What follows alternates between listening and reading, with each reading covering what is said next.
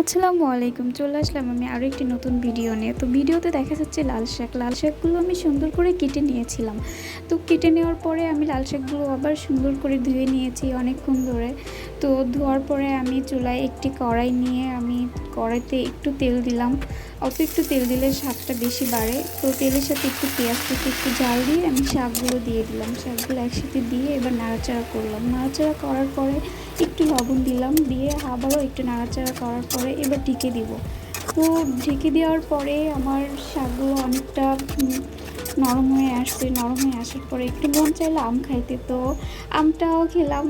সাথে সাথে এই শাকগুলো আরও একটু নাড়াচাড়া করে আমি তারপরে অবশেষে একটু পেঁয়াজ কুচি একটু রসুন কুচি দিয়ে একটু ব্রাউন কালার করে শাকগুলো ভেজে নিয়েছি। তো শাকগুলো ভেজে নেওয়ার পরে ফাইনালি আমার শাকটা খেতে অনেক বেশি মজা হয়েছিল। তো আমার ভিডিওটি যদি ভালো লাগে অবশ্যই সাবস্ক্রাইব করুন এবং লাইক, কমেন্ট অ্যান্ড শেয়ার করবেন।